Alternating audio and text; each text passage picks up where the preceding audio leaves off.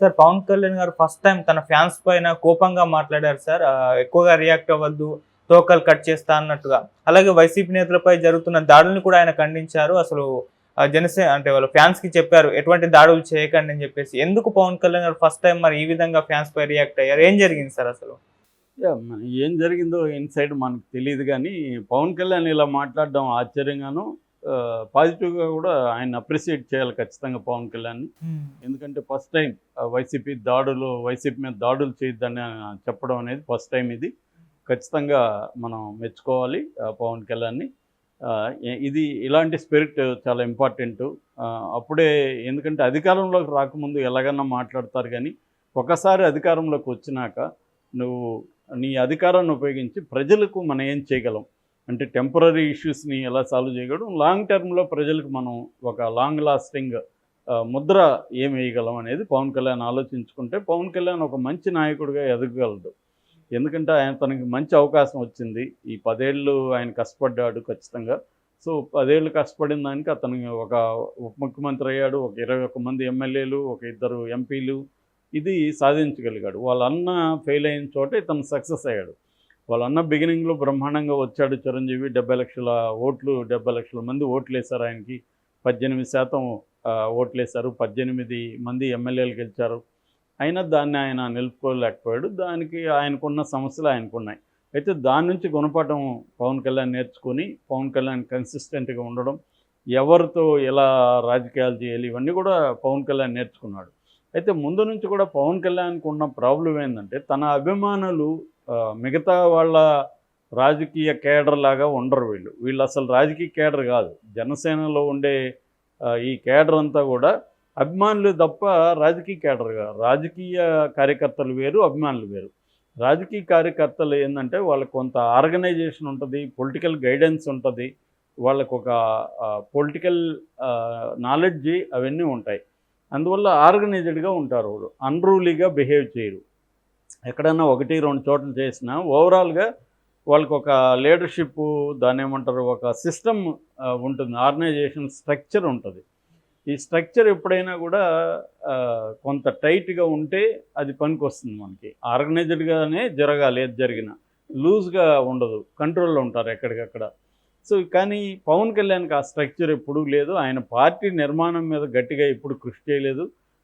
ఈ ఫ్యాన్స్ కూడా ఆయన ఎప్పుడు పొలిటికల్ క్లాసులు చెప్పడం, ఆర్గనైజ్డ్గా వాళ్ళని తీసుకురావడం, వివిధ నిర్మాణాల్లో వాళ్ళని భాగం చేయడం, ప్రజా సమస్యల మీద పనిచేయడానికి వాళ్ళని తర్బీదు చేయడం, ఇవేవి పవన్ కళ్యాణ్ చేయలేదు.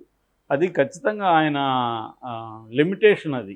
అంటే ఒక రాజకీయ నాయకుడిగా, ఒక పార్టీ, రీజనల్ పార్టీ నాయకుడిగా తనకున్న ఫ్యాన్ బేస్ని ఒక పొలిటికల్ క్యాడర్గా మార్చే కార్యక్రమం ఆయన చేయలేదు. దానివల్ల వాళ్ళు అన్రూలీగానే ఉంటారు. నేను చాలాసార్లు చెప్పాను, ఫ్యాన్స్ ఒక్కొక్కసారి ఏంటంటే తోక కుక్కను ఆడిస్తున్నారు అంటారు. కుక్క తోకను ఆడించాలి కానీ తోక కుక్కను ఆడించకూడదు.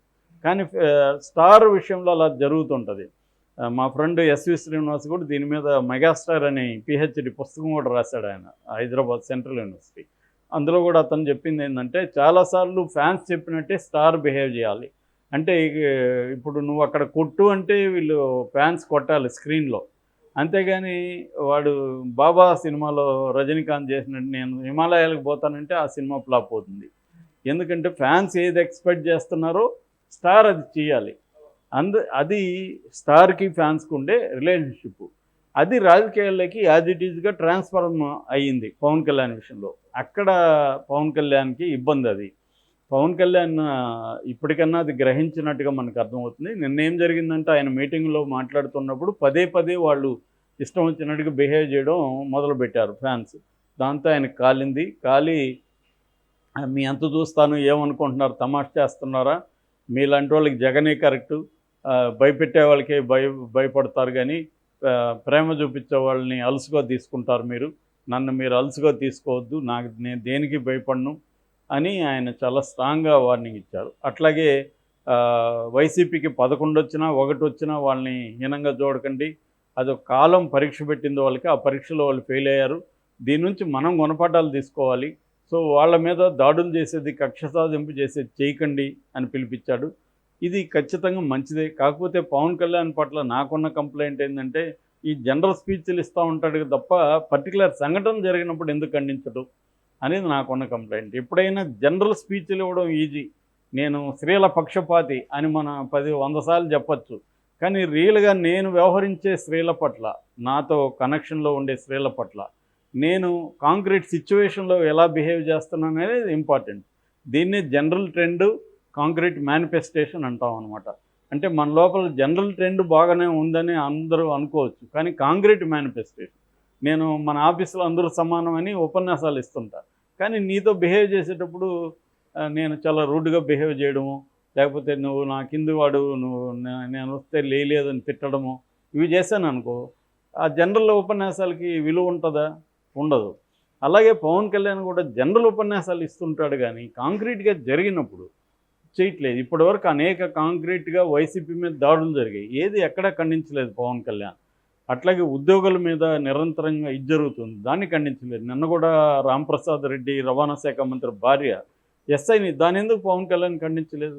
చంద్రబాబు ఫోన్ చేసి వివరణ అడిగాడు అని చెప్తున్నారు. పవన్ కళ్యాణ్ కూడా మాట్లాడాలి అట్లాంటి విషయాలు. కాంక్రీట్ ఇష్యూస్ వచ్చినప్పుడు నువ్వు స్పందించాలి తప్ప జనరల్ ఉపన్యాసాలు ఇవ్వడం వల్ల ఉపయోగం లేదు. పవన్ కళ్యాణ్కి ఈ ప్రాబ్లం ఉంది, జనరల్ ఉపన్యాసాలు బాగిస్తాడు, నో డౌట్. అది అలా ఏదేమైనా పవన్ కళ్యాణ్ నిన్న మాట్లాడింది అయితే మంచిదే. కానీ పవన్ కళ్యాణ్ తెలుసుకోవాల్సింది ఏంటంటే, ఈ ఫ్యాన్స్ బిహేవియర్కి నేను కూడా కారణము.